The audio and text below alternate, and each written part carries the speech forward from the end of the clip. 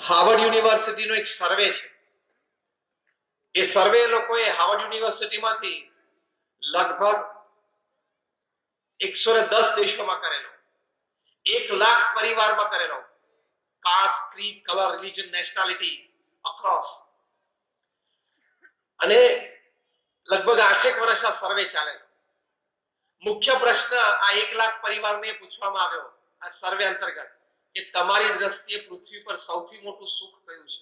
67% પણ વધારે લોકો એમ કહ્યું કે જે પરિવારજનો માટે તમને આદર અને પ્રેમ છે, અને જે પરિવારજનોને તમારા માટે આદર અને પ્રેમ છે, એવા પરિવારજનો અને સગાવાલા અને મિત્રો સાથે સમય, ક્વોલિટી એન્ડ ક્વોન્ટિટી ટાઈમ વિતાવવો એ પૃથ્વી પર સૌથી મોટું સુખ છે.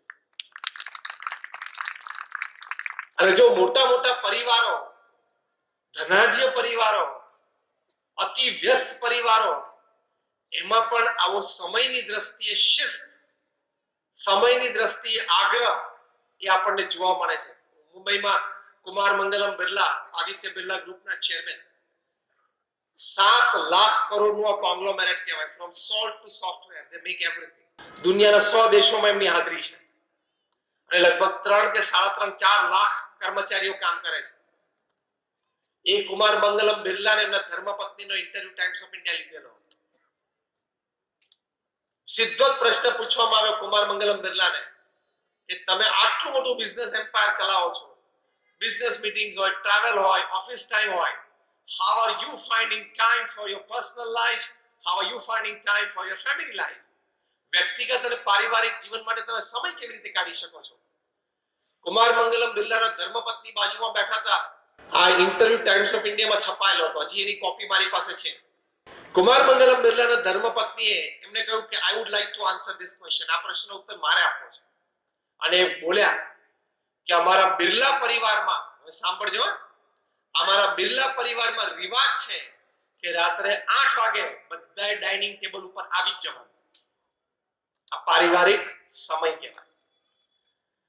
તરત પહેલા પત્રકારે પૂછ્યું કે ઇવન કુમાર મંગલમ બિરલા, એટલે કે આ પોતે પણ? તો કે of course is a family person.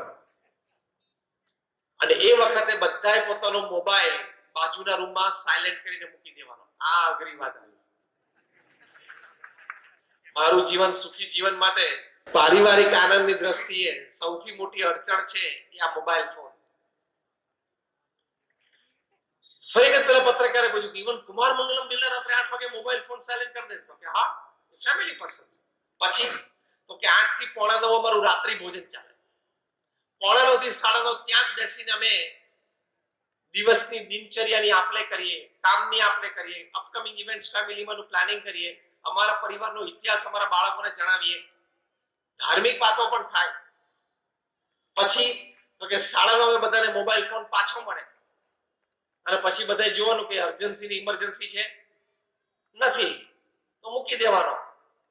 અને પછી બધાએ કોઈ પણ એક પુસ્તકના 5 પાના વાંચવાના, કારણ કે રોજ રાત્રે જમ્યા પછી અમે બેસીએ ત્યાં બધાએ પોતપોતે જે પુસ્તક વાંચતા હોય એના 5 પાના નવા વાંચ્યા હોય એની વાત કરવાની. એટલે અમારા પરિવારમાં દર મહિને દરેક વ્યક્તિ એક પુસ્તક વાંચે છે અને બીજા 4 પુસ્તકોનો સાર મેળવે છે.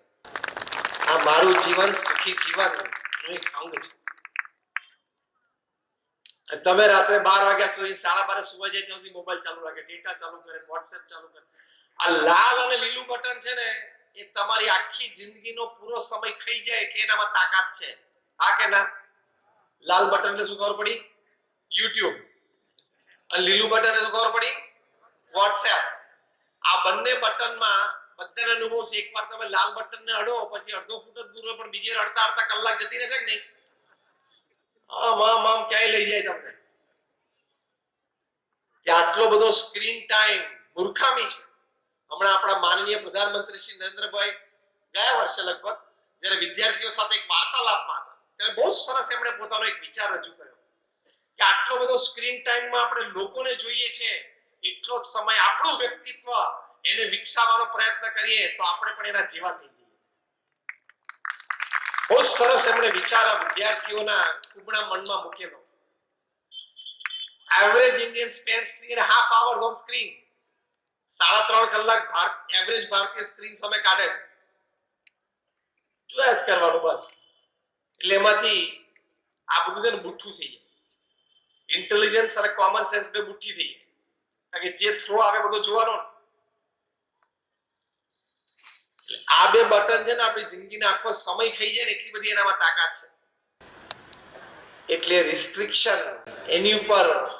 તો પરિવાર માટે સમય નીકળે, કોઈ સદવાંચન માટે સમય નીકળે, કોઈ સદ પ્રવૃત્તિ માટે પણ સમય નીકળે. સમય ભગવાને 24 કલાક બહુ સમજીને બનાવ્યો છે, એટલે આપણે દોડડા જેની એવું નીકળ્યું મને સમય નથી મળતો. સમય બધાને મળે છે પરિવાર માટે. અમારા ગુરુહરિ મહંત સ્વામી મહારાજ 2017 ની સાલમાં અમેરિકા પધારેલા. તે વખતે વોશિંગ્ટનમાં બારાક ઓબામા, જે અમેરિકાના એક્સ પ્રેસિડેન્ટ, એમણે મહંત સ્વામી મહારાજને આમંત્રણ આપ્યું કે મારી ઓફિસમાં તમે પધારો. 2017 માં તો એ પોતે પ્રેસિડેન્ટ હતા નહીં, 2008 થી 2016 હતી એમની બે ટર્મ હતી, અને લોયર તરીકે ત્યાં પ્રેક્ટિસ કરતા હતા. મહંત સ્વામી મહારાજ વોશિંગ્ટન ડીસી માં બારાક ઓબામાને ત્યાં એમની ઓફિસે પધરામણીએ ગયા. 2017 ની વાત. વાર્તાલાપ દરમિયાન બારાક ઓબામાએ વાત કરી મહંત સ્વામી મહારાજને કે હું 8 વર્ષ અમેરિકાનો પ્રેસિડેન્ટ રહ્યો, 2 ટર્મ લીધી છે, પણ 8 વર્ષમાં એક પણ દિવસ એવો નથી કે સાંજે 7 થી 8 ની વચ્ચે હું મારા પત્ની અને મારી બંને દીકરીઓ ડાઇનિંગ ટેબલ ઉપર રાત્રિ ભોજન માટે સાથે ના બેઠા હોય. હું પરદેશ ગયો હોઉં, ક્યાંક ટૂરમાં હોઉં, એ અલગ વાત છે. બાકી વોશિંગ્ટનમાં અમે સાથે જ રાત્રે જમીએ. પારિવારિક મૂલ્યોની વાત છે. તો કુમાર મંગલમ બિરલા રાત્રે 8 વાગે રાત્રિ ભોજનમાં પરિવાર સાથે બેસી શકે, બારાક ઓબામા બેસી શકે, તો તારે અહીંયા મહુવામાં શું એવા કામ છે?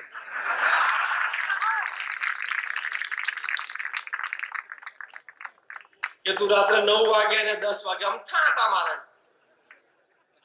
કારણ કે આ શહેર તો રાત્રે અમે 9 વાગે તો બધું અડધું અંધકાર થઈ જતું હોય.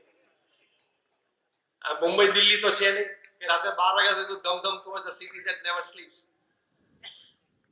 તો રાત્રે 9 વાગે, 10 વાગે, 11 વાગે.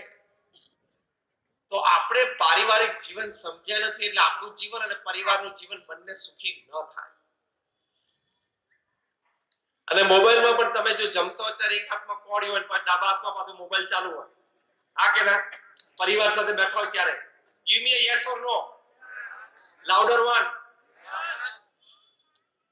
તો એક સિમ્પલ પ્રશ્ન તમને પૂછવો છે કે તમે રાત્રિ ભોજનમાં તમારા પરિવાર સાથે બેઠા હો,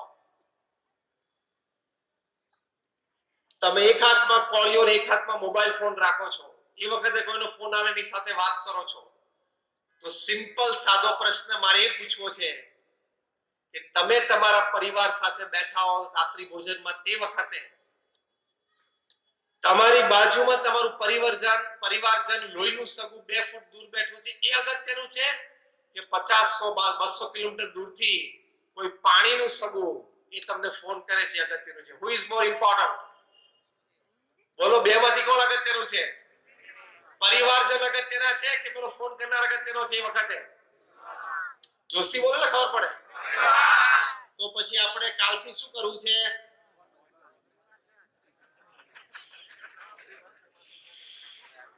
કાલથી તમે પરિવાર સાથે જમવા બેસો રાત્રિ ભોજન માટે, ત્યારે તમારે તમારો મોબાઈલ ફોન સાયલેન્ટ કરીને બાજુમાં મૂકી દેવાનો.